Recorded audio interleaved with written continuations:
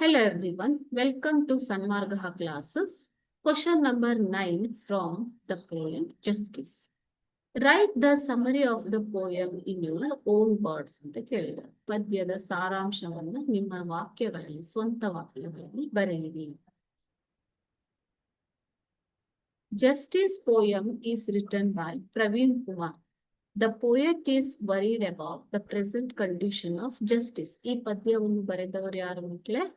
Praveen Kumar. Okay, so ಅವರು ಈಗಿನ ನ್ಯಾಯದ ಪರಿಸ್ಥಿತಿಯ ಬಗ್ಗೆ ತುಂಬಾ ಚಿಂತಾಕ್ರಾಂತರಾಗಿದ್ದಾರೆ. Justice becomes trade when it is exchange for anything.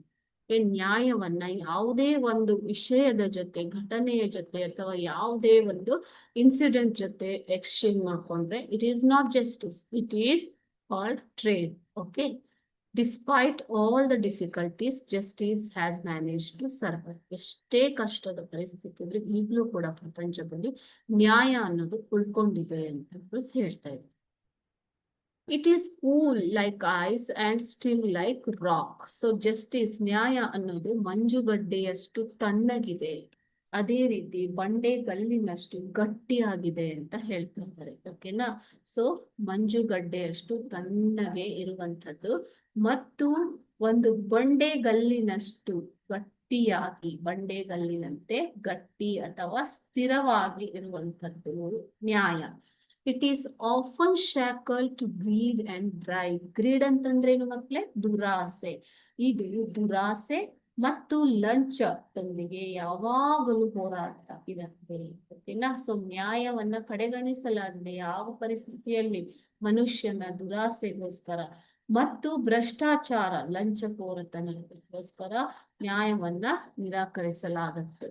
ಲಂಚ, ಬ್ರೈಬ್ ಅಂತಂದ್ರೇನು? ಲಂಚ. Like a rat caught in the sack of death and a deer caught in lion's lair, justice is helpless. ನ್ಯಾಯ ಅನ್ನೋದು ತುಂಬಾ ಅಸಹಾಯಕ ಪರಿಸ್ಥಿತಿಯಲ್ಲಿದೆ ಈಗ. ಯಾವ ರೀತಿಯ ಅಸಹಾಯಕ ಪರಿಸ್ಥಿತಿ? ಇಲಿಯು ಬೋನಿನೊಳಗೆ ಸಿಕ್ಕಿಕೊಂಡು ಹೇಗೆ ಸಾವಿನೊಡನೆ ಅಸಹಾಯಕ ಪರಿಸ್ಥಿತಿಯಲ್ಲಿರುತ್ತೋ ಅದೇ ರೀತಿ ಜಿಂಕೆಯು ಒಂದು ಸಿಂಹದ ಕೈಯಲ್ಲಿ ಸಿಲುಕಿ ಹೇಗೆ ಒದ್ದಾಡುತ್ತಿದೆಯೋ ಅದೇ ರೀತಿ ನ್ಯಾಯವು ಕೂಡ ಹೆಲ್ಪ್ಲೆಸ್ ಆಗಿದೆ, ಅಸಹಾಯಕ ಪರಿಸ್ಥಿತಿಯಲ್ಲಿ. When there is no place for truth and right, cause justice is dead. When there is no place for truth and right, cause justice is dead. Okay, justice becomes alive only when man leaves his greediness and selfishness. So ನ್ಯಾಯ ಮತ್ತೆ ಜೀವಂತವಾಗುವುದು ಯಾವಾಗ? ಯಾವಾಗ ಮನುಷ್ಯನು ತನ್ನ ಒಂದು ದುರಾಸೆಯನ್ನ, ತನ್ನ ಒಂದು ಸ್ವಾರ್ಥವನ್ನ ಬಿಡ್ತಾನೋ ಆಗ್ಲೇ ಒಂದು ಈ ನ್ಯಾಯವು ಏನಾಗುತ್ತೆ? ಎದ್ದೇಳತ್ತೆ, ಮತ್ತೆ ಜೀವವನ್ನ ಪಡೆದುಕೊಳ್ಳುತ್ತೆ ಅಂತ ಹೇಳ್ತಾ ಇದ್ದಾರೆ. Okay, selfishness.